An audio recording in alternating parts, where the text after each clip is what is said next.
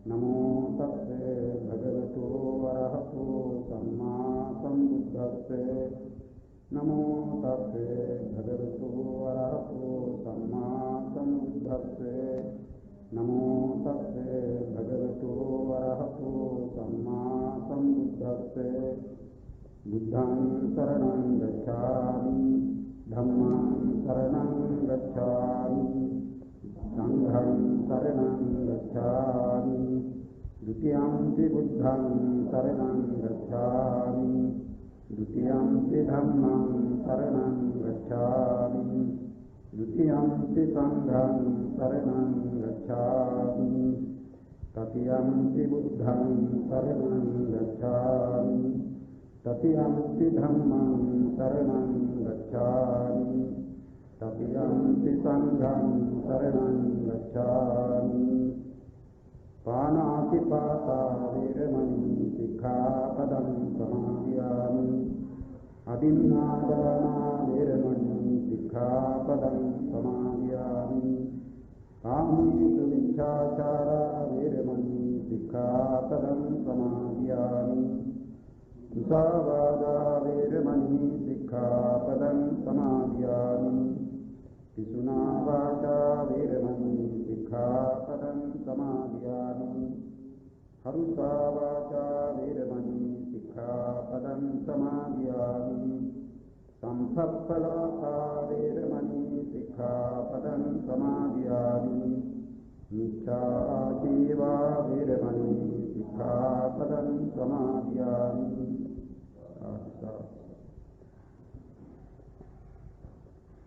හිඟතුනි අපි ආරම්භන සංග්‍රහයයි පසුගිය දිනේ කීවේ ඒ ආරම්භනේ කීවේ රූප ශබ්ද ගන්ධ රස පොට්ටබ්බ ධම්ම කියන මේ ශබාරම්මණයන්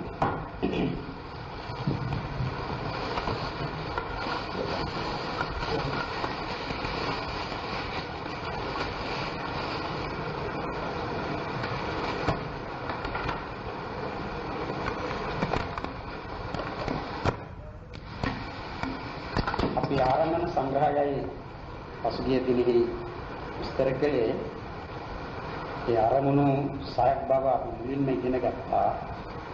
රූපාරම්මන, ශබ්දාරම්මන, ගන්ධාරම්මන, රසාරම්මන, පොට්ටබ්බාරම්මන, ධම්මාරම්මන කියා.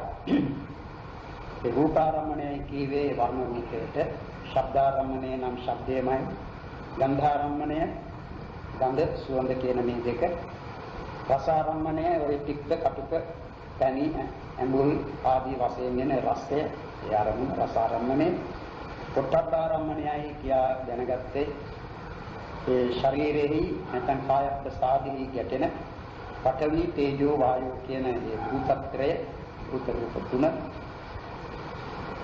ධම්මාරම්මණයයි කියේ ප්‍රසාද පස සුකුම රූප 16 සිත 89 චෛතසික 52 නිර්වාණය හා ප්‍රඥාප්තිය කියන ඒ ධර්ම. ඒයි ධම්මාරම්මණය. එතෙන් ඒ ආරම්භන සංග්‍රහයේදී ඒ ආරම්භන පිළිබඳව කියලා අපි ඒ ආරම්භන ගැන පහළවන්නා වූ සිත් පිළිබඳව කතා කළා. ඒ සිත් පිළිබඳව සැලකෙන විට අප දැනගත්තා චක්සුද්්වාරික සිත් 46 ආරම්භන වන්නේ වර්තමාන රූපාරම්මණය. සෝතද්්වාරික සිත් 46 ආරම්භන වන්නේ වර්තමාන ශබ්දාරම්මණය. ගානද්්වාරික සිත් 46 ආරම්භන वर्तमान गंधारम्मने जीवाद्वारिक सिद्ध 46 आरम्भन वर्तमान रसारम्मने कायद्वारिक सिद्ध 46 आरम्भन वर्तमान पොට්ටබ්බාරම්මණය එයින් අපි දැනගත්තේ ඒ චක්කු සෝත ගාමි ජීවහා කාය යනුවෙන් දැක්වෙන ඒ ద్వාරයන්හි ඇතිවන්නා වූ ඒ ద్వාරෙහි ගැටෙන රූපාදී ආරම්මණයක ඉබගෙන හට ගන්නා වූ සිත් වලට අරමුණු කළ හැක්කේ වර්තමාන රූපාරම්මණයක්, ඒ පිළිවෙලින් ශබ්දාරම්මණයක්, ගන්ධාරම්මණයක්, රසාරම්මණයක්, පොට්ටබ්බාරම්මණයක් කියන මේවා පමණයි.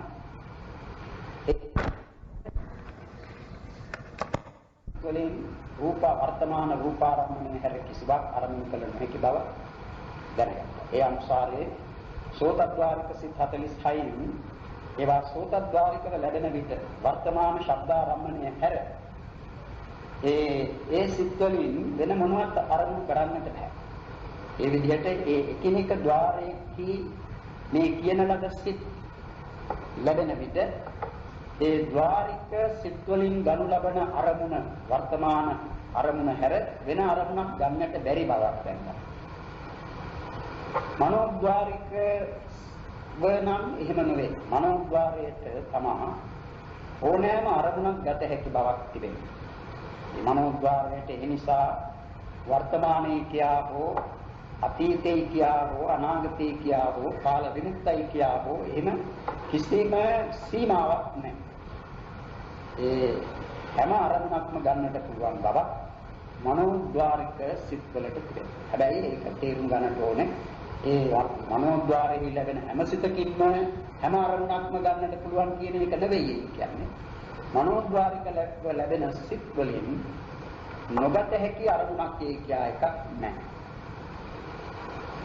ඒ ආරම්භන සංග්‍රහයේදී ඊළඟට අප දැනගත්ත කරුණ සමහර සිත් පිළිබඳව තිබෙනවා ඒකාන්තයෙන්ම ආරම්භණය පිළිබඳ නියමයක්. ඒකට කියනවා ඒකාංශික ආරම්භන විභාගය කියලා. දැන් කාමාවචර විපාක සිත් 23 පංචද්වාරා වජ්ජන සිත හසිතෝත්පාදේ කියන ඒ සෝමනස්ස සහගත හසිතුප්පාද සිත කියන මේ සිත් 25 ඒකාන්ත වශයෙන්ම ආරම්භ කරන්නේ කාම ධර්මයන්. කාම ධර්මයන් කියන විට කාමාවචර සිත් 54 ඒ සමග යෙදෙන චෛතසික 52 අටවිසි රූපය රූප 28 කියන මේවා තමයි කාම ධර්ම කියන්නේ. ඒ කාම ධර්මයන්ගෙන් පිටත්තර කිසිවක් මේවාට අරමුණු කරන්නට බෑ. ඒ තේරුම් ගත යුතු නෑ. ඒ කාමාවචර විපාක සිත් 23ම සියලුම කාම ධර්මයන් අරමුණු කරනවා කියලා. එහෙම ගන්නට ඒක. කාමාවචර විපාක 23යි කීවේ එයින් 10ක් විපංච විඥාන. කාමී තේවිස පාකාන පුඤ්ඤා පුඤ්ඤානි විසති ඒකාදස ක්‍රියාචේති චතුපඤ්ඤාස සබ්බතා කියලා ඒ කාමාවචර සිත් 54 දක්වන ගාථාවෙහි කාමාවචර විපාක වශයෙන් තිබෙන්නේ 23යි. ඒ 23න් විපංච විඥානයි කියන ඒ චක්කු විඥානාදී සිත් 10ක් ඒ 23ට ඇතුළත්. ඒ 23ට ඇතුළත් වූ චක්කු විඥානය ගැන පමණක් සැලකනවා. ඒ චක්කු විඥානයේ අරමුණු කළ හැක්කේ මොන ධර්මයක්ද? වර්තමාන රූපාරම්මණය පමණයි. එනිසා කාමී තේවිස පාකාමී කීවාම ඒ විපාක සිත් 23ත් මේ කාම ධර්මයන් අරමුණු කරන සිත්වලට ඇතුළත් කොට දක්වා තිබෙන නිසා කාමාවචර ධර්ම සියල්ලම අරමුණු කරන්නට පුළුවන් බවක් චක්කු විඥාන සිතට තිබෙනවා කියලා එහෙම ගන්නට බෑ. නමුත් ඒ චක්කු විඥානාදී සිත් ඇතුළත් ඒ සියලුම කාමාවචර විපාක 23ට කාම ධර්මයන් හැර කියන්නේ කාම ධර්ම වලට ඇතුළත් ධර්ම වලින් කොටසක් මිසක ඉන් පිටත්තර කිසිවක් අරමුණු කරන්නට බෑ. ඒකයි තේරුම් ගන්න. කාමී තේවිස පාඩම් අපි දන්නවා පංචද්වාරා වජ්ජන සිත. පංචද්වාරා වජ්ජන සිතින් සිත ඇතිවන්නේ පංචද්වාරික. ඒ නිසා ඊට පංචද්වාරා වජ්ජන සිතයි කියලා නම් දී තිබෙන්නේ. පංචද්වාරේ නම් චක්සුද්වාර, සෝතද්වාර, ගානද්වාර, ජීවහද්වාර, කායද්වාර කියන මේ පහ. ඒ පසෙහි ආවර්ජන කෘත්‍යය සිදු කරමින් ලැබෙන සිත නිසා ඊට පංචද්වාරා වජ්ජන සිතයි කියවා.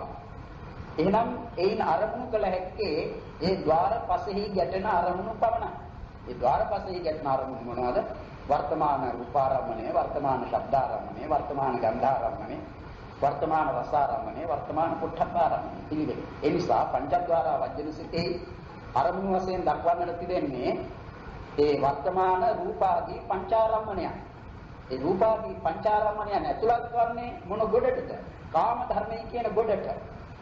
කාම ධර්ම. කාම ධර්මයේ පිටත්තර එකක් නෙවෙයිනේ රූපාරම්මණය කියන්නේ. රූපවලින් එකක්. ශබ්දාරම්මණය කියන්නේ රූපවලින් එකක්. ගන්ධාරම්මණය කියන්නේ රූපවලින් එකක්. රසාරම්මණය කියන්නේ රූපවලින් එකක්. පොට්ටබ්බාරම්මණය කියන්නේ රූප වලින් තුනක්. පඨවි, තේජෝ, වායෝ. ඒ සුපරිදි ඒ අවස්ථාවලදී ඒ තමයි පොට්ටබ්බාරම්මණය ලැබෙන්නේ. ඒ නිසා තේරුම් ගන්න ඕනේ ඒකයි. ඒ පංචද්වාරා වජ්ජන සිත, කාමාවචර විපාක සිත් 23. හසිතෝත්පාදේ. ඒ හසිතෝත්පාදේ කියන සිතේ තිබෙනවා අනිත් ඒවාට වඩා චක්කු විඥාන සිතෙන් රූපාරම්මණය පමණයි ගත හැකි. ඒ පංචද්වාරා වජ්ජන සිත ద్వාර පසෙහිම ලැබෙන බැවින් ඒ අවස්ථාවලදී ඒ රූපාදී පංචාරම්මණයන් ගන්න. හසිතෝත්පාද සිත ඒ රූපාදී පංචාලම්බනයන් ගෙන පහළ වීම පමණක් නෙවෙයි. අපි දන්නවානේ ජවන් සිත් 29 දක්වන තැනදී. ඒ නිකක් හැටියට ගත්තේ හසිතෝත්පාද සිත. ඒ හසිතෝත්පාද සිත චක්සුද්්වාරිකව ලැබෙනවා, සෝතද්්වාරිකව, ගහනද්්වාරිකව, ජීවහද්්වාරිකව, කායද්්වාරිකව ලැබෙනවා. ඒ පමණක් නෑ. මනෝද්්වාරිකවත් ලැබෙනවා. ඒ නිසා ජවන් 55ම මනෝද්්වාරික වෙන විට මේ හසිතෝත්පාදය ඊට ඇතුළත් ඒ හසිතෝත්පාද සිතින් ඒ අර ජවන් 55 කිය කාම ජවන් වලින් එකක් තමයි මේ මනෝද්්වාරිකවත් ඒ ලැබෙනවා. ඒ මනෝද්්වාරිකව ලැබෙන විට මේ නියමේ රූපාරම්මණය පමණයි, ශබ්දාරම්මණය පමණයි, ගන්ධාරම්මණය පමණයි, රසාරම්මණය පමණයි, පොට්ටබ්බාරම්මණය පමණයි කියලා එහෙම නියමයක් නැහැ. එවිට තව ධර්ම තිබෙනවා. රූපාදී පංචාරම්මණයන් හැර කාම ධර්ම වලට ඇතුළත් තව කොයිතරම් ඒවා තිබෙනවා. කාමාවචර සිත් 57. ඒ සමග යෙදෙන චෛතසික 52. රූප වලින් මෙතන කීවේ රූප 7යි. රූප 7යි. එදින් 8 රූපේම කාම ධර්ම වලට ඇතුළත්. අන්න ඒ විදිහට මේ හසිතෝත්පාද සිත කියන ඒ සිතින් අරමුණු කළ හැකි කාම ධර්ම වලට ඇතුළත් අරමුණු රාශියක්. නමුත් ඒ ඔක්කොම ඇතුළත් වන්නේ කොයි ගොඩටද? කොයි සීමාවකටද? කාම ධර්ම කියන සීමාවට පමණයි. රූපාවචර ධර්මයක් අරමුණු කොට හසිතෝත්පාද සිත උපදින්නේ නැහැ. ඒ අරූපාවචර ධර්මයක් අරමුණු කොට හසිතෝත්පාද සිත ලැබෙන්නේ නැහැ. ලෝකෝත්තර ධර්ම අරමුණු කිරීම හසිතෝත්පාද සිතෙන් කෙරෙන්නේ නැහැ. අන්න ඒක තේරුණා. කාම ධර්ම පමණයි. ඒ නිසා ඒකාංශික ආරම්භන විභාගයේදී කාමාවචර විපාක 23 පංචද්වාරා වජ්ජනය හස්තෝත්පාදය කියන මේ සිත් 25 කාම ධර්මයන් පවණක් අරමුණු කරන සිත්. ඒ කාම ධර්මයන්ගෙන් පිටතර කිසිවක් අරමුණු කරන්නට පුළුවන් බවක් මේ සිත් වලට නැහැ. ඊළඟට විඥානංචායතන සිත් දෙක. සිත් 3. ඒ කියන්නේ විඥානංචායතන සිත් 3 කියේ කුසල් සිත, විපාක සිත, ක්‍රියාසිත වශයෙන් ලැබෙන විඥානංචායතන සිත් 3. නේව සංඥා නාසඤ්ඤායතන සිත් 3. නේව සංඥා නාසඤ්ඤායතන කුසල් සිත, විපාක සිත, ක්‍රියාසිත කියන ඒ සිත් 3. මගත්තම සිත් 6ක් නේ. විඥානංචායතන සිත් 3යි, නේව සංඥා නාසඤ්ඤායතන සිත් 3යි. ඒ 6 මහත්ගත ධර්මයන් අරමුණු කරන සිත්. ඒ කියන්නේ ඒකාන්ත වශයෙන් මහත්ගත ධර්මයන් මිස මන් කිසිවක් අරමුණු කරන්නට බෑ. ඉතින් මේ මහත්ගත ධර්මයේ කියන විට සියලුම මහත්ගත ධර්ම නෙවෙයි. මහත්ගත ධර්මම තියෙනවනේ 27ක්. මේ මහත්ගත ධර්මයන්ගෙන්ම 6ක් නෙවෙයි කිව්වෙත් විඥානංචායතන සිත් 3, අකින්චඤ්ඤායතන සිත් 3 කියන්නේ මේ නේව සංඥා නාසඤ්ඤායතන සිත් 3 කියන්නේ මහත්ගත ධර්ම ඒවා. ඒ මහත්ගත ධර්මයන් අරමුණු කරන ඒකාන්ත වශයෙන් අරමුණු කරන සිත් 6යි කියේ ඒ අරමුණු කරන මහත්ගත ධර්මයේ කුමක්ද කියලා තේරුම් ගන්නට ඕන. විඥානංචායතන සිත් 3 අරමුණ වන්නේ කුමක්ද? ආකාසානංචායතන සිත. කියන්නේ ආකාසානංචායතන කුසල් සිත. ඒ ආකාසානංචායතන කුසල් සිත, ආකාසානංචායතන කුසල් සිත විඥානංචායතන කුසල් සිතේ ආරම්භ වෙනවා. විඥානංචාය ඊළඟට ආකාසානංචායතන ඒ කුසල් සිත විඥානංචායතන විපාක සිතේ ආරම්භ වෙනවා. ආකාසානංචායතන කුසල් සිත හෝ ආකාසානංචායතන ක්‍රියාසිත. විඥානංචායතන ක්‍රියාසිතේ අරමුණ වෙනවා. මොකද රහත් වෙන්නට කලින් උපදවාගත්ත ආකාසානංචායතන කුසලයේ රහත් වූාට පසු අරමුණ කොට විඥානංචායතන ක්‍රියාසිත. සමහර විටක රහතන් වහන්සේම උපදවාගත්ත ආකාසානංචායතන ක්‍රියාසිතට අනුතුරුව ඒ සිත අරමුණු කොට උපදවන විඥානංචායතන ක්‍රියාසිත. ඒක මෙතන විස්තර වෙනවා. අනේ විදිහට තේරුම් ගන්නට ඕන. අපි ඉගෙන ගන්නනේ ආකාසානංචායතනෙ උපදවා ගන්නේ කුමක් අරමුණු කොටද? රසිනේ නුගුලවාගත්ත ආකාශ ප්‍රඥප්තිය අරමුණු කොට. විඥානංචායතනේ අරමුණ වන්නේ ඒ ආකාසානංචායතන සිත. ආකින්චඤ්ඤායතනේ අරමුණ වන්නයි කීවේ ආකාසානංචායතනෙහි නැති බව නාස්ති භාව ප්‍රඥප්තිය. නේව සංඥානා සංඥායතනේ අරමුණ වන්නයි කීවේ ආකින්චඤ්ඤායතන සිත. අනේ ඒ නිසායි විඥානංචායතන සිත් තුනක් නේව සංඥානා සංඥායතන සිත් තුනක් කියන මේ සිත් හය මහත්ගත ධර්මයන් අරමුණ. මහත්ගත ධර්මයේ කීවේ විඥානංචායතන සිත් තුනට මහත්ගත ධර්මයේ වන්නේ අරමුණු කරන ආකාසානංචායතන සිත. නේව සංඥානා සංඥායතනයට අරමුණ වන මහත්ගත ධර්මයේ වශයෙන් ගන්නේ ආකින්චඤ්ඤායතන සිත. විඥානංචායතන කුසල චිත්තය වර්තමාන අතීත භවයන්හි තමන්ගේ సంతානෙහි උපන් ආකාසානංචායතන කුසලය ආරම්භ කරනවා. ඊයෙන් විඥානංචායතන කුසල සිත් වර්තමානයේ හෝ අතීතයේ තම ඒ කියන්නේ වර්තමාන භවයේදී තමන් උපදවන ලද ආකාසානංචායතන කුසලය එහෙම නැත්නම් අතීත භවයේදී තමන් උපදවන ලද ආකාසානංචායතන කුසලය අරමුණ. ඒ අතීත භවයේදී තමන් උපදවන ලද ආකාසානංචායතන කුසලය ආරම්භ කරනවා කියන විට ඒ විඥානංචායතන කුසලයේ කොහිදී ලැබෙන එකක් වෙනවා. කොහිදී ලැබෙන එකක් වෙනවා. ඒ භූමියේදී ලැබෙන එකක් වෙනවා. නේ? විඥානංචායතන කුසලය වර්තමාන භවයේ තමන්ගේ సంతානෙහි හටගත් ආකාසානංචායතන කුසලය අරමුණු කරයි. මේ වර්තමාන භවයේ තමන් උපදවන ලද ආකාසානංචායතන කුසලය අරමුණු කරන බවක් ඇතිවන්නේ ආකාසානංචායතනෙහි නෙවෙයි. යන ආකාසානංචායතනෙහිදී වර්තමාන භවයේ තමන් උපදවන ලද ආකාසානංචායතන කුසලයේ කියලා කියන්නේ නැහැ. ඒ තමන් ආකාසානංචායතනෙහි උපන්නේ අතීත භවයේ තමන් උපදවන ලද ආකාසානංචායතන කුසලයේ. ආකාසානංචායතන විපාකෙහි ලැබෙන්නේ. එතකොට වර්තමාන භවයේදී උපදවන ලද ආකාසානංචායතන කුසලය නම් මෙහිදී උපදවන ලද ආකාසානංචායතන කුසලය මෙහිදී උපදවන විඥානංචායතන කුසලයට අරමුණ වෙනවා.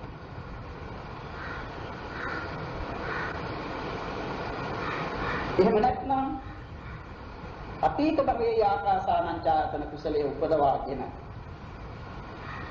ආකාසානංචායතන විපාකසිත ලැබූ එහි උපන් ඒ බ්‍රහ්මයා ඒ භවයේදී විඥානංචායතන කුසලයේ උපදවනවා නම් ඒ උපදවන්නේ අතීත භවයේ තමන් උපදවන ලද ආකාසානංචායතන කුසලයේ ආරම්භ කොට. අනේ විදිහට තේරුම් ගන්න. ඔක්කොම කියන්න පුළුවන්නා නෑ. ඒ වර්තමාන අතීත භවයන්හි සුඛීය సంతානෙහි ඇති වූ ආකාසානංචායතන කුසලය ආරම්භ කරයි. ඒ කුමකින්ද? විඥානංචායතන කුසල් සිත. විඥානංචායතන විපාක චිත්තය අතීත භවයේදී සුඛීය సంతානෙහි ඇති වූ ආකාසානංචායතන කුසල කර්මය ආරම්භ කරයි. විඥානංචායතන විපාක සිත අතීත භවයේදී සුඛීය సంతානෙහි ඇති එතකොට විඥානංචායතන විපාකේ කියන්නේ විඥානංචායතන කුසලයාගේ විපාකය. ඒක විඥානංචායතන කුසලය උපදවා ගත්තේ ආකාසානංචායතන කුසලය අරමුණු කොට. අනේ ඒ කුසලය කුමක්ද? අතීත භවයේ උපන්. අතීත භවයේ තමන්ගේ సంతානෙ උපන් ආකාසානංචායතන කුසලයයි විඥානංචායතන විපාකසිතේ අරමුණවා. කාවිදිහකින් මෙහෙම ගන්නට. දාපි ගන්නේ කෙනෙක් මේ ජීවිතයේදී ආකාසානංචායතනෙ ඉපදෙනවා. ඊළඟට එතනත්තා විඥානංචායතනයක් ඉපදෙනවා. විඥානංචායතනෙ ඉපදෙන්නේ තමන් උපදවාගත්ත ආකාසානංචායතන කුසලය අරමුණු කොට. එතනත්තා මේ භවයෙන් චුත වෙනවා. එතකොට උපදවාගත්ත විඥානංචායතන කුසලයෙන් විඥානංචායතන ධ්‍යානයෙන් නොපිරිහි එතනත්තා කාලක්‍රියා කරනවා. ඒ කාලක්‍රියා කරන අවස්ථාවේදී ඔහුට මරණාසන්න අවස්ථාවේදී විපාක දීමට එළඹ සිටින කර්මය වන්නේ ඔහු උපදවාගත් විඥානංචායතන කුසලය. ඒ විඥානංචායතන කුසලෙහි විපාකය ඊළඟ භවයේදී ගෙන දීමට විඥානංචායතන කුසලයෙන් ඉදිරිපත් වන්නේ. ඒ කුසලය විපාක දීම වශයෙන් ඉදිරිපත් වන විට මරණාසන්න චිත්ත වීතියෙහි අරමුණ වන්නේ ඒ විඥානංචායතන කුසලය උපදවා ගැනීමට අරමුණ කරගත්ත ධර්මය කුමක් හැටියටද ලැබෙන්නේ? කර්ම නිමිත්ත වශයෙන්. කර්ම නිමිත්ත වශයෙන්. අනේ කර්ම නිමිත්ත වශයෙන් එවිට ලැබෙන්නේ කුමක්ද? ආකාසානංචායතන කුසලයයි කර්ම නිමිත්ත වන්නේ. ඒ කර්ම නිමිත්ත වූ ආකාසානංචායතන කුසලය අරමුණු කොටයි විඥානංචායතන විපාකසිත ඒ භවයේ ලැබෙන්නේ. ඒ භවයේ සිටින තාක් කාල භවංග වශයෙන් ලැබෙනා වූ විඥානංචායතන විපාකසිත අරමුණු කොට පවත්නේ කවර ධර්මයක්ද? ආකාසානංචායතන කුසලය. කුසලස විඥානංචායතන විපාක චිත්තේ අතීත භවයේදී සොකී සංතානෙහි ඇති වූ ආකාසානංචායතන කුසල කර්මය ආරම්භ කරයි. ඒ කියන්නේ අතීත භවයේදී කියේ තමන් දැන් ඉපදලා සිටින්නේ විඥානංචායතනෙහි. එහි උපදින්නට කලින් සිටි භවයේදී. විඥානංචායතන ක්‍රියාසිත. විඥානංචායතන ක්‍රියාසිත ලැබෙන්නේ කාටද? රහතන් වහන්සේ. කොහොමද ලැබෙන්නට පුළුවන්ද? විඥානංචායතන ක්‍රියාසිත රහතන් වහන්සේට ලැබෙන්නේ. කවර භූමිවලදී ලැබිය හැකිද?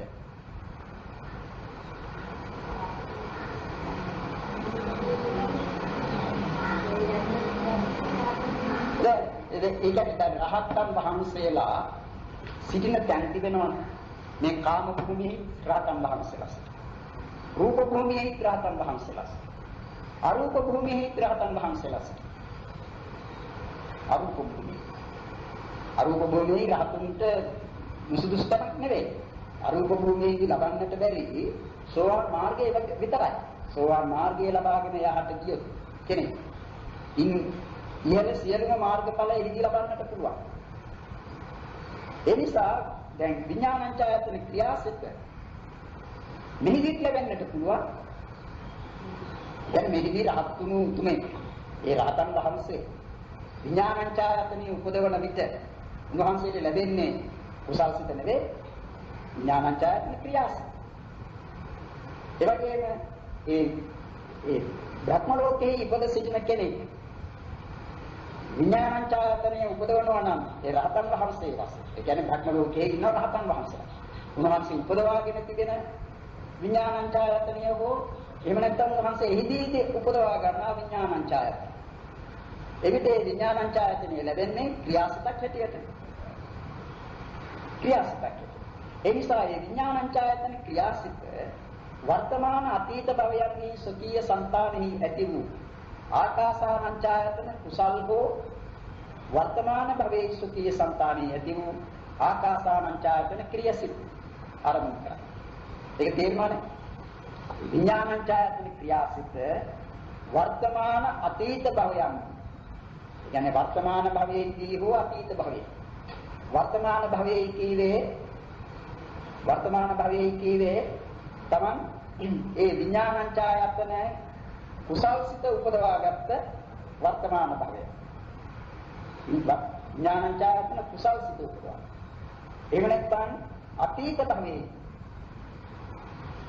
භවයේ කීවේ මේ විඥානංචායතනයේ මේ විඥානංචායතනයේ ක්‍රියාසිත උපදවන්නට කලින් භවයේ දැන් මේ සිත උපදවන භවයේ නෙමෙයි ඊට పూర్ව භවයේ උපදවාගත්ත ආකාසානංචායතන කුසලය හෝ වර්තමාන භවයේ සොතිය සත්තාවී යති වූ ආකාසානංචායතන ක්‍රියාසිත ආරම්භ කරනවා. මොකද ආකාසානංචායතන ක්‍රියාසිත රහතන් වහන්සේනේ. රහතන් වහන්සේ ආකාසානංචායතනය උපදවාගෙන ඊට පස්සේ විඥානංචායතනය උපදවන විට උන්වහන්සේ ඉපද වූ ආකාසානංචායතනයේද ආකාසානංචායතන ක්‍රියාසිත. ඒ ආකාසානංචායතන ක්‍රියාසිත ආරම්භ කොට උපදවනවා විඥානංචායතන ක්‍රියාසිත. ඒ වර්තමාන භවය. අතීත භවයේ සිතක් ආරම්භ කොට නම් මේ ආකාසානංචායතන ආරම්භ කොට නම් වර්තමාන භවයේ මේ විඥානංචායතන ක්‍රියාසිත උපදවන්නේ. එවිට තේරුම් ගන්නට ඕනේ ඒ දැන් හිතම ඉපද සිටින්නේ කොහිද? ආකාසානංචායතන භූමියේ. ඒකනේ අතීත භවයේ කියන්නේ. අතීත භවයේ උපදවාගත්ත කුසලය. ඒ කුසලයේ ආරම්භ කොට විඥානංචායතන ක්‍රියාසිත උපදවනවා.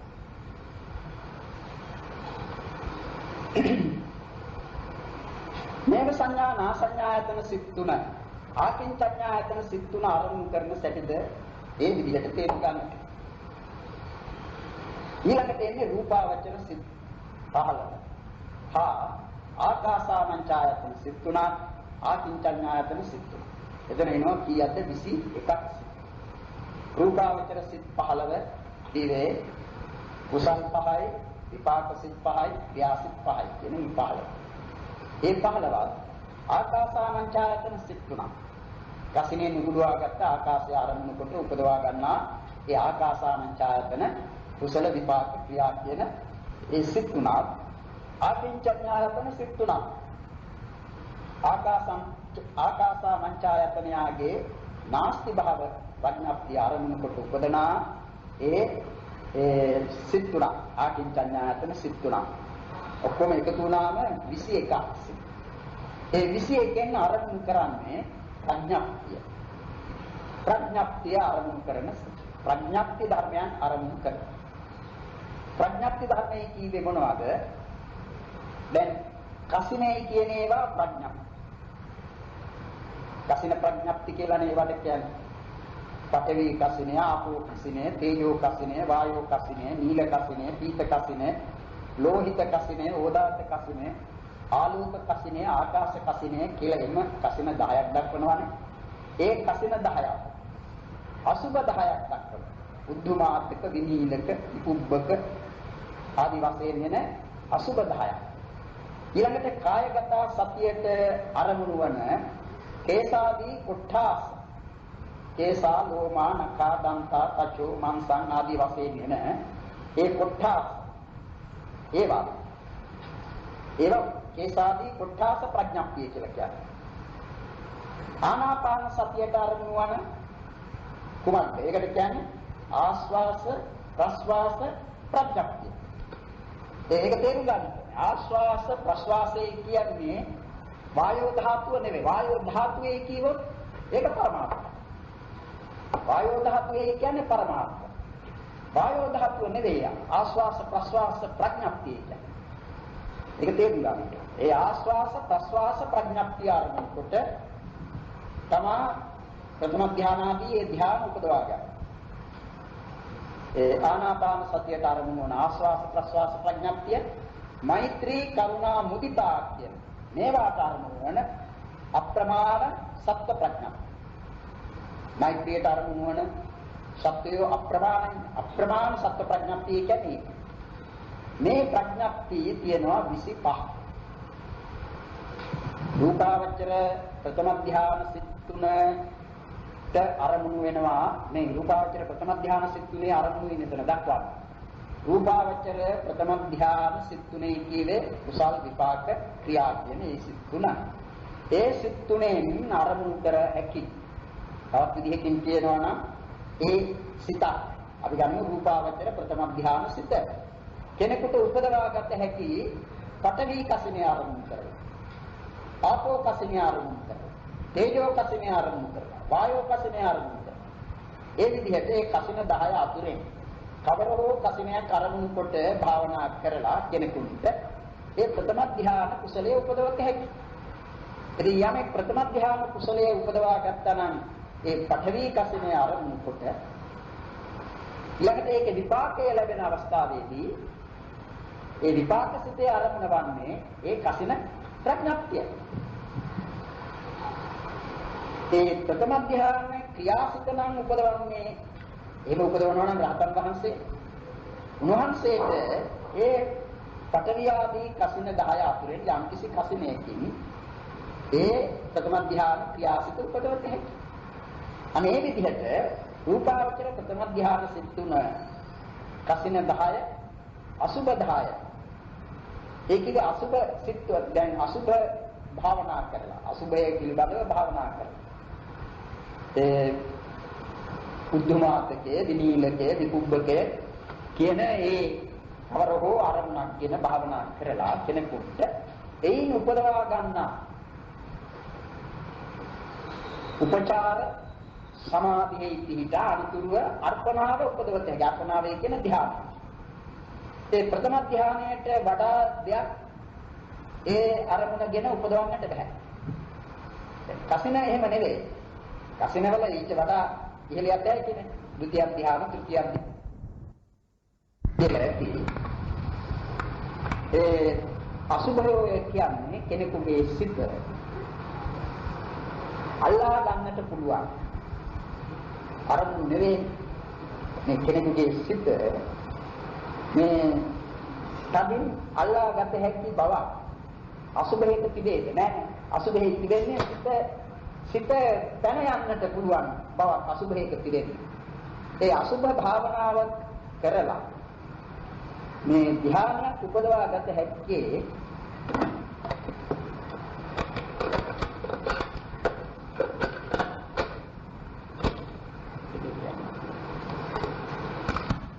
තියෙන බලය නිසා. නැවත නැවත අරමුණට යවන විතර්කයේ උපදිනවනේ.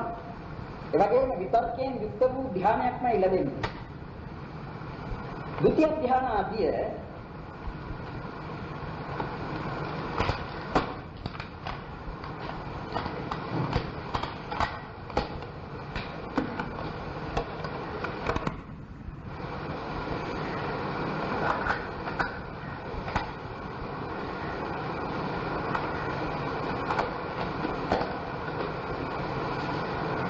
ද්විතිය ධ්‍යානයේ විතර්කයේ උපදින්නේ නැහැ. ඒ නිසා ද්විතිය ධ්‍යානාදී ධ්‍යාන උපදවා ගන්නට බැහැ මේ අසුභ භාවනාවකින් හෝ කොට්ඨාස භාවනාව, කේසාදී කොට්ඨාස භාවනාව. විතර්කෝපකාරයේ නොමැතිව ඒ ධ්‍යානෙ උපදවන්නට බැහැ. විතර්කයෙන් තොර වූ සිත් ධ්‍යාන සිත් මේ අරමුණෙහි නවත්වන්නට බැහැ. ඒ නිසා ඒ ද්විතිය ධ්‍යානාදී ධ්‍යාන උපදවා ගැනීම අසුභ භාවනාවකින් හෝ කේසාදී කොට්ඨාස භාවනාවකින් කරන්නට බෑ. එයින් උපදවත හැකි ප්‍රථම ධ්‍යානය පමණයි. ඒ ආනාපාන සතියට අරමුණු වන ආස්වාස ප්‍රස්වාස ප්‍රඥප්තිය කියන එකේ ආස්වාස ප්‍රස්වාස ප්‍රඥප්තිය අරමුණු කොට උපදවත හැකි. ඊට ඉහළ ධ්‍යාන, ද්විතිය ධ්‍යාන, තෘතිය ධ්‍යාන, චතුර්ථ ධ්‍යාන, ඒ පංචම ධ්‍යාන, ඒ ධ්‍යාන යත හැකි පිළිවෙල. ඒ ආස්වාස ප්‍රස්වාස මෛත්‍රිය කරුණා මුදිතා ඒවා ප්‍රථම ධ්‍යානයේ පමණක් නෙවෙයි. තව ද්විතිය ධ්‍යාන, තෘතිය ධ්‍යාන, චතුර්ථ ධ්‍යාන කියන්නේ පංචකමයේදී නම් ඒවා උපදවත හැකි. ඒ චතුස්කමයේ හැටියට නම් තෘතිය ධ්‍යානයේ දක්වා උපදවත හැකි. ඒ කරුණා මෛත්‍රී කරුණා මුදිතා කියන මේවායි. ඒ සප්ත ප්‍රඥප්තිය ආරම්භ කොට මෙතන දක්වන්නේ රූපාවචර ප්‍රථම ධ්‍යාන සිතනේ. ඒ රූපාවචර ප්‍රථම ධ්‍යාන සිත් තුනේ අරමුණු වශයෙන් ලැබෙන්නේ 25 ධර්ම කසින 10යි අසුභ 10යි කායගත සතියට අරමුණු වන කේසාදී කොට්ඨාස කියන විට ඒ ඔක්කොම එකට ගත්තේ ඒවයි ආස්වාස ප්‍රස්වාස ප්‍රඥප්තියයි මෛත්‍රී කරුණා මුදිතා කියන තුනක් දක්වනවා. ඒ තුනට අරමුණු වන සත්‍ය ප්‍රඥා. අනේ එහෙම 25ක් අරමුණු ගන්න. ඒවා කොහොම ප්‍රඥප්තිය. ඒ 25ම ප්‍රඥා. රූපාවචර ද්විතිය ධ්‍යාන සිත් තුනේ අරමුණ වන්නේ මේ කියන ලද ධර්ම වලින් 14ක් පමණ. ඒවා නම් කසින 10යි ආනාපාන සතියට අරමුණු වන ආස්වාස ප්‍රස්වාස ප්‍රඥප්තියයි මෛත්‍රී කරුණා මුදිතාවන්ට අරමුණු වන සත්‍ය ප්‍රඥප්තිය. දැන් ඒකෙන් අත්හැරියා අර දසාසුබ කායගත සතියට අරමුණු වන කේසාදී කොට්ඨාස. ද්විතිය ධ්‍යානයට අරමුණු වන්නේ නැහැ. ඒ නිසායි ඒවා අත්හැරියා. ඊළඟට රූපාවචර ද්විතිය ධ්‍යානයට චතුර්ථ ධ්‍යානයට කියන මේවා ද්විතිය ධ්‍යාන තෘතිය ධ්‍යාන චතුර්ථ ධ්‍යාන ඒ තුනට මේ 14 ගන්න. කසින 10යි ආනාපාන සතියට අරමුණු වන ආස්වාස ප්‍රස්වාස ප්‍රඥප්තියයි මෛත්‍රී කරුණා මුදිතාවන්ට අරමුණු වන සත්‍ය ප්‍රඥප්තිය. එතකොට 14ක්. පංචම ධ්‍යාන සිත් තුනට රූපාවචර පංචම ධ්‍යාන සිත් තුනට කසින 10යි ආනාපාන සතියට අරමුණු වන ආස්වාස ප්‍රස්වාස ප්‍රඥප්තියයි උපේක්ෂා බ්‍රහ්ම විහරණයට අරමුණු වන සත්‍ය ප්‍රඥප්තිය. අප්‍රමාණ සත්‍ය ප්‍රඥප්තිය. ඒකට කීයද? අරමුණු 12යි.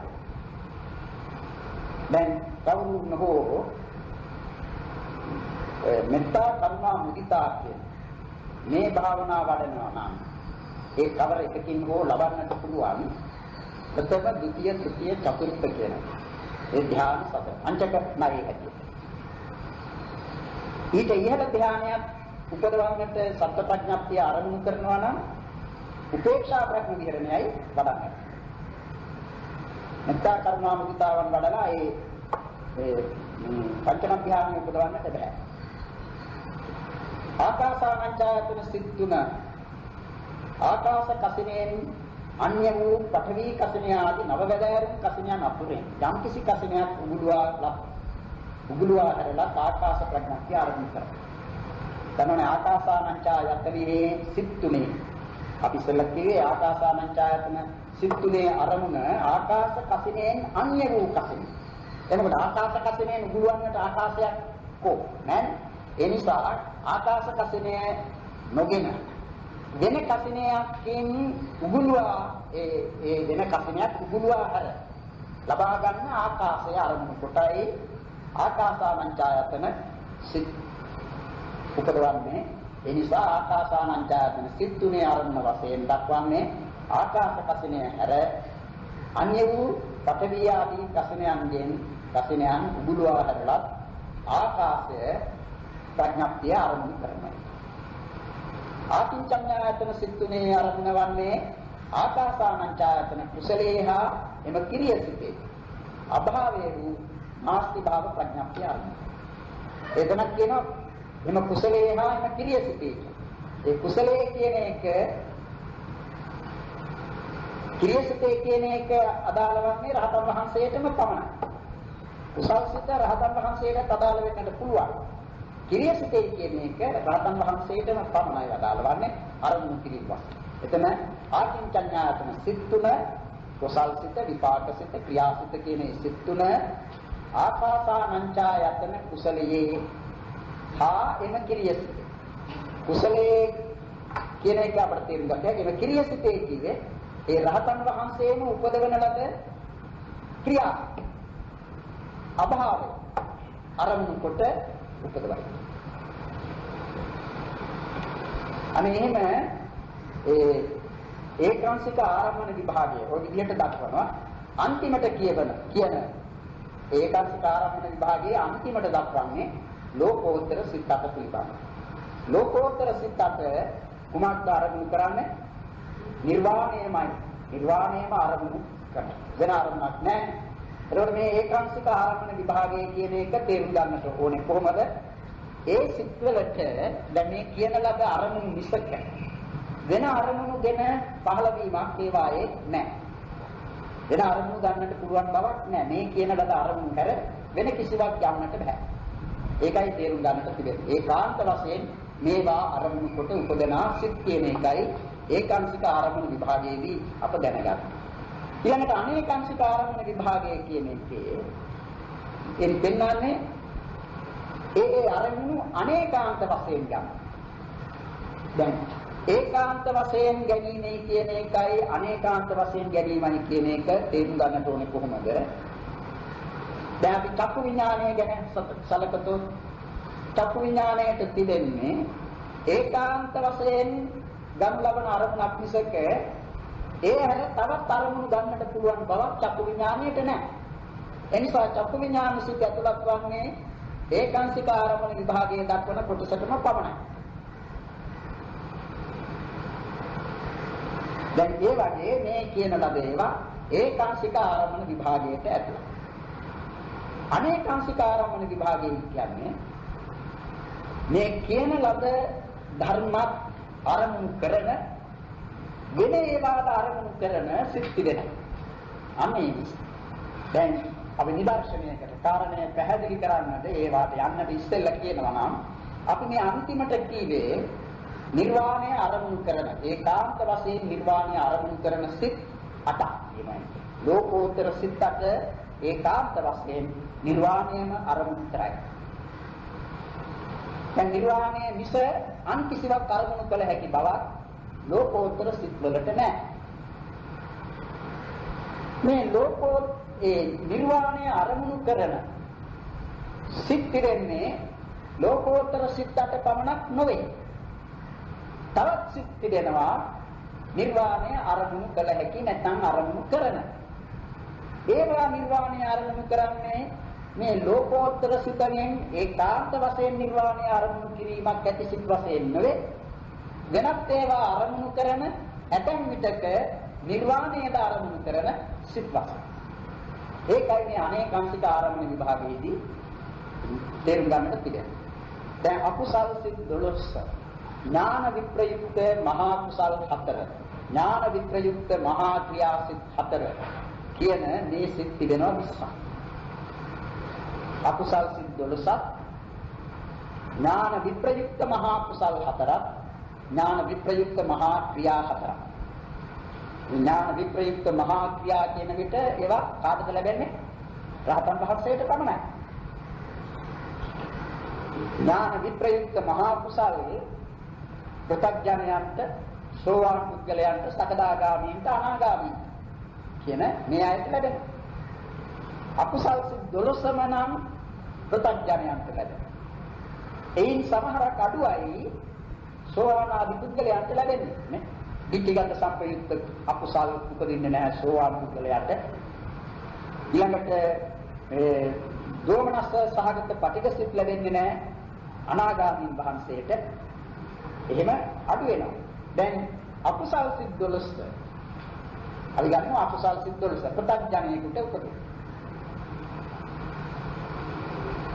ඒ 12න් ditthිගත සම්පයුක්ත සිත් 4 හැර විචිකිච්ඡා සම්පයුක්ත සිතත් හැර ඒ පහේ උපදින්නේ නැත්තේ සෝවාන් වීමේදී ඒව නැති වෙනවා. එදින ඉතිරි 7ක් තිබෙනවා. ඒ 7 උපදිනවා කියලා ගන්නවා අපි සෝවාන් පුද්ගලයා.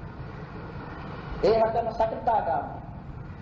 අනාගාමී කෙනෙකුට උපදිනවා එයිනුත් දෙකක් අඩු වෙනවා. මේ දෙකයි අඩු වෙන්නේ. යෝමනස්ස සාගත පටිඝ සම්පයුක්ත. ඒකට උපදින්නේ මොනවද? උද්දච්ච සම්පයුක්ත සිත. ඥාන ditthi විප්‍රයුක්ත අකුසල සිත් 7. ඒක.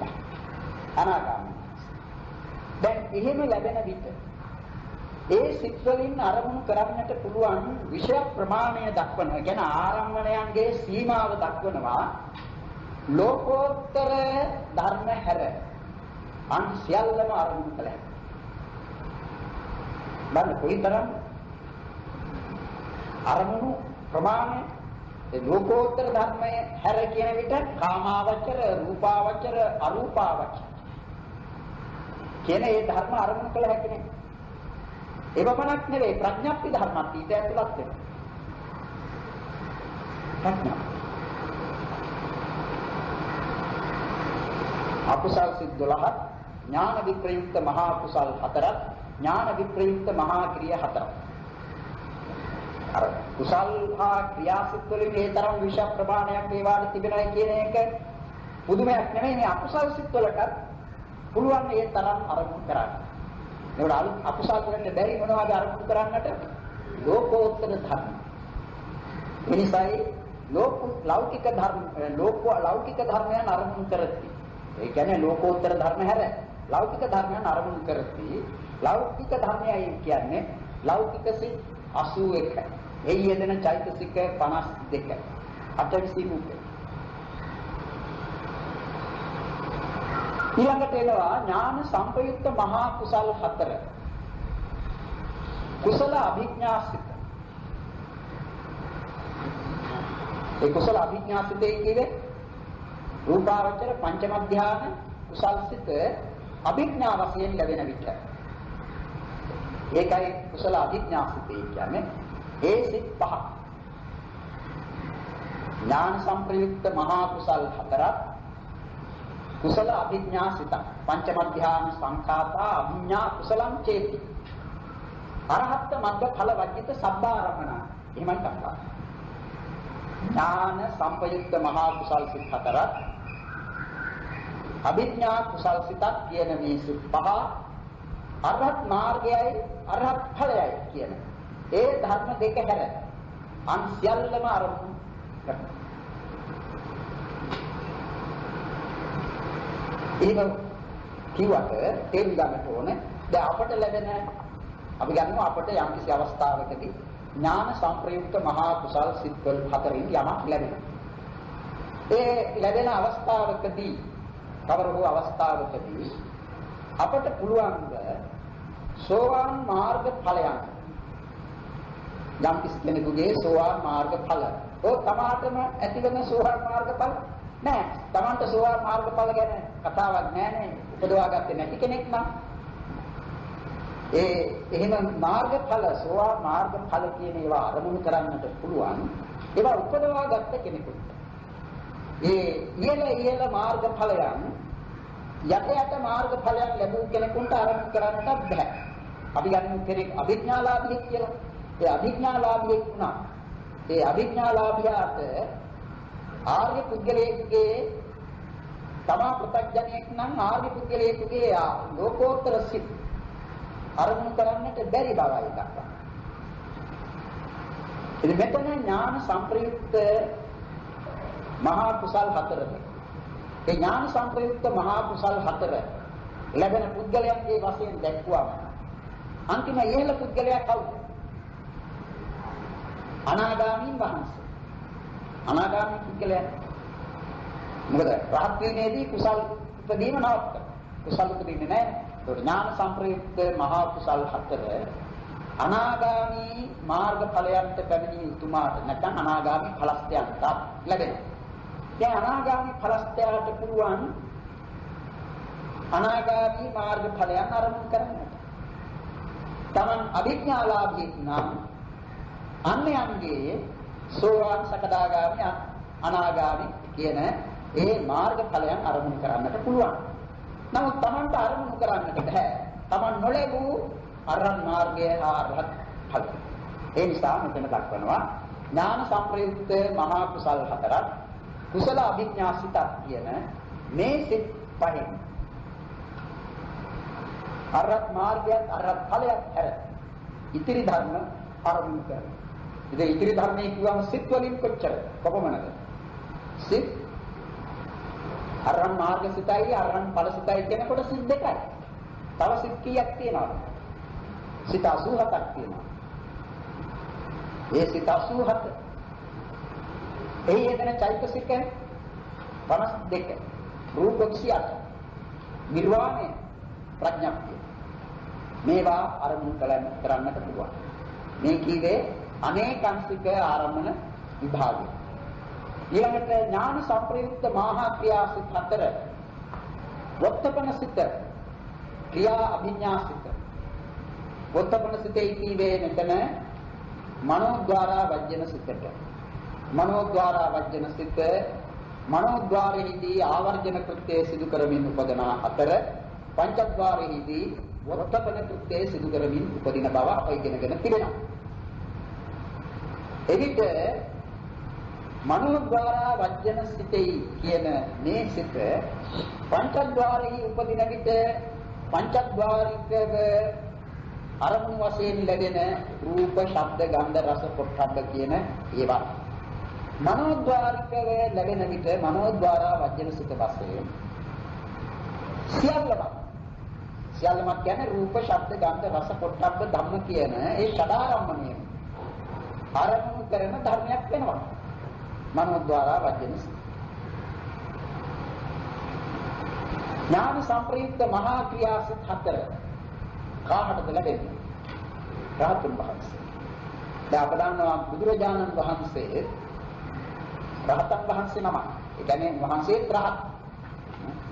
රහත් කියේ සියලු කෙලෙස් නැසූ උතුමන්ට කියන්නේ රහතුන් වහන්සේ.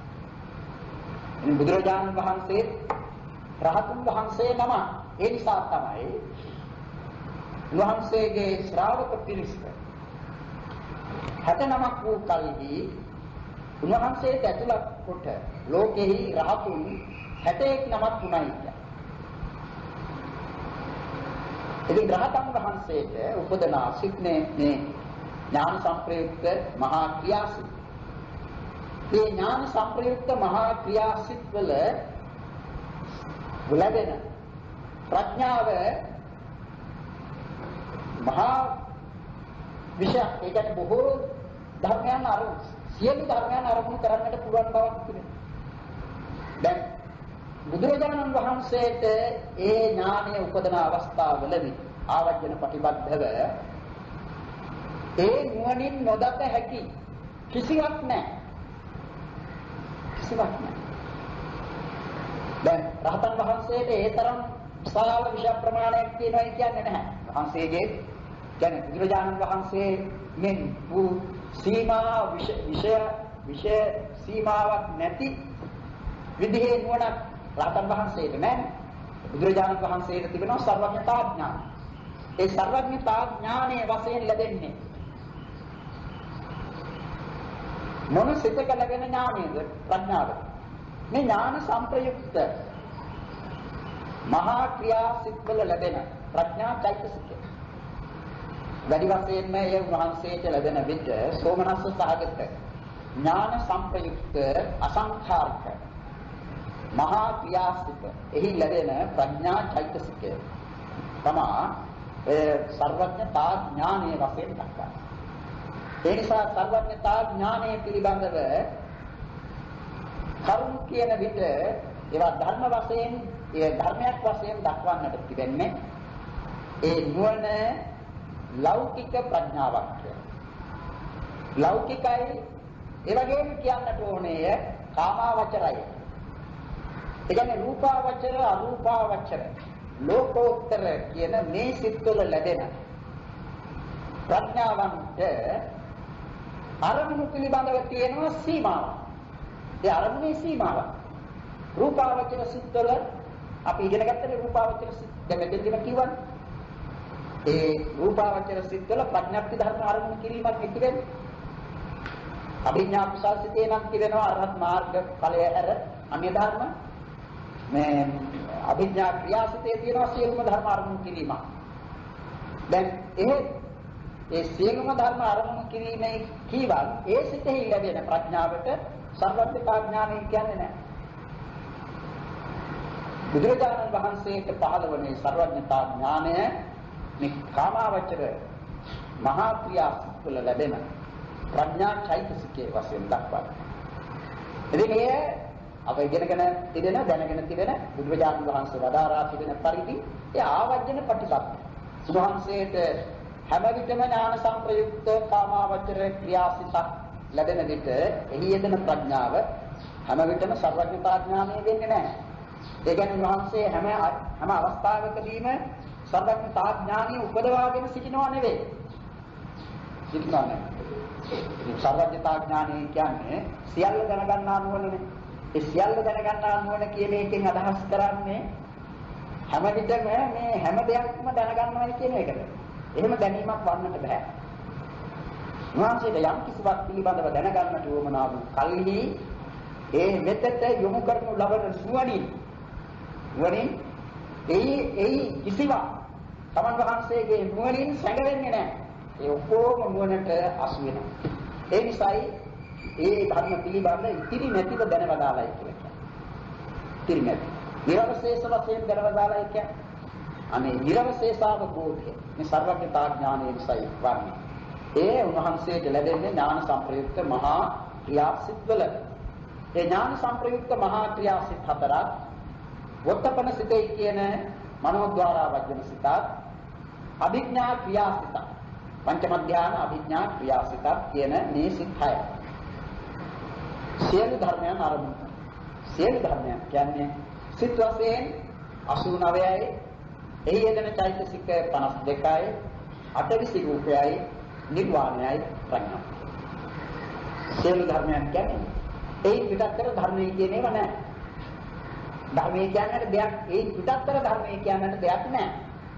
සිත් 89, චෛතසික 52. ඒකට චිත්ත චෛතසික ඔක්කොම ඇතුළත්. රූප 28, චිත්ත චෛතසික රූප සියල්ලම ඊට ඇතුළත් වෙනවා. ඊළඟට එන්නේ මොනවද? නිර්වාණය. ඒ පරමාර්ථ සියල්ලම සම්පූර්ණ. අන්තිමට දක්වන්නේ ප්‍රඥාප්තිය. ප්‍රඥාප්තිය කියන්නේ ව්‍යවහාර. ඒ ප්‍රඥාප්තිය ප්‍රධාන වශයෙන් දක්වනවා නාම ප්‍රඥාප්තියයි අර්ථ ප්‍රඥාප්තියයි කියලා දෙකක්. නාම ප්‍රඥාප්තිය කියන්නේ යමක් පිළිබඳව යමක් වෙන් කරගන්නට යොදා තිබෙන නම. නාම. ඒකටයි නාම ප්‍රඥාප්තිය. ඒ නාම ප්‍රඥාප්තියෙන් කියවෙන යමක් වේනම් ඊටයි කියන්නේ අර්ථ ප්‍රඥාප්තිය. අර්ථ ප්‍රඥා. අපි කියමු අපි මේසය කියලා වචනයක් පාවිච්චි කරනවා. මේසය කියන විට මේ මේසය කියන මේ වචනය නාම ප්‍රඥාප්තිය. ඒ මේසය කියන ඒ නමින් වචනයෙන් කියවෙන යම් වස්තුවක් යම් දෙයක් තිබේනම් ඒක තමයි අර්ථ ප්‍රඥාප්තිය. අර්ථ ප්‍රඥා. ඉතින් ඒ අර්ථ ප්‍රඥාප්ති වශයෙන් වැටෙන ඒ දැනෙන මේසය කියන එක පරමාර්ථ වශයෙන් විද්‍යමාන ධර්මයක් නෙවෙයි. ඒ නිසා එබඳු දේ පිළිබඳව ප්‍රකාශ වෙන ඒ නාම ප්‍රඥාප්තියට කියන්නේ අවිජ්ජමාන ප්‍රඥාප්තිය. අවිජ්ජමාන. සමහර නාම ප්‍රඥාප්තියෙන් කියන ධර්ම අර්ථ වශයෙන් ලැබෙන ධර්ම පරමාර්ථ වශයෙන්ද විද්‍යමාන ධර්ම.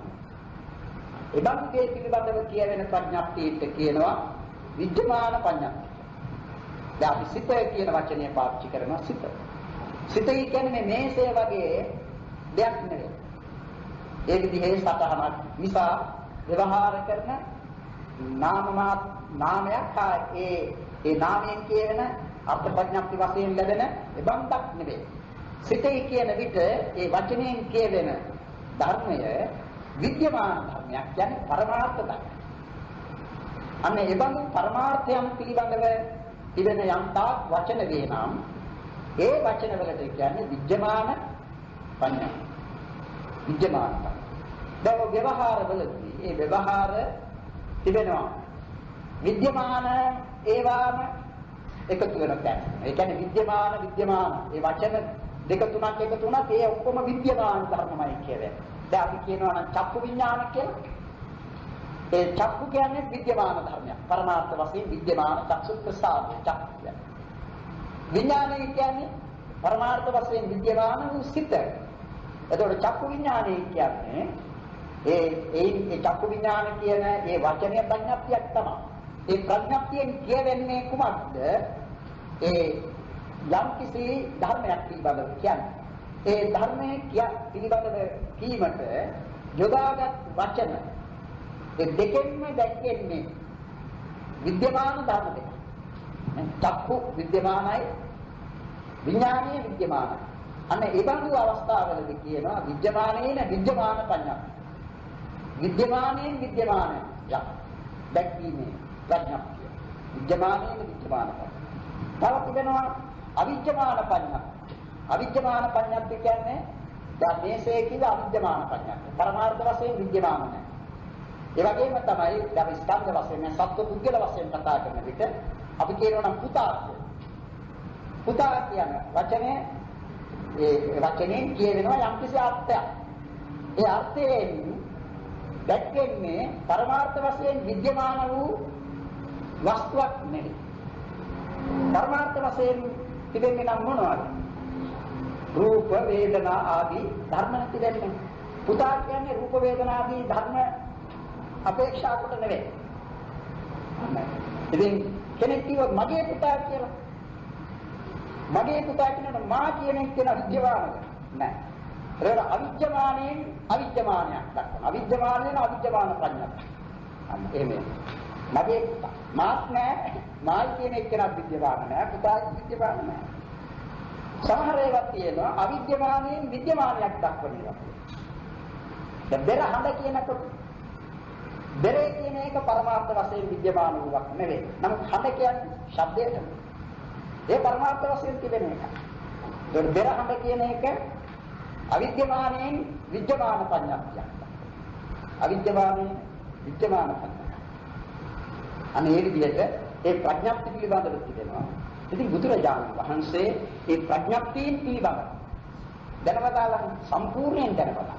ඒ නිසා තමයි වහන්සේ පිළිබඳව දක්වන සම්මා සම්බුද්ධත්වය පිළිබඳ විස්තර කරන විට එන්නේ සංස්කාර, විකාර, ලක්ෂණ, නිබ්බාන, පඤ්ඤාප්ති කියන පංචවිධ ඤෙය්‍ය මණ්ඩලය.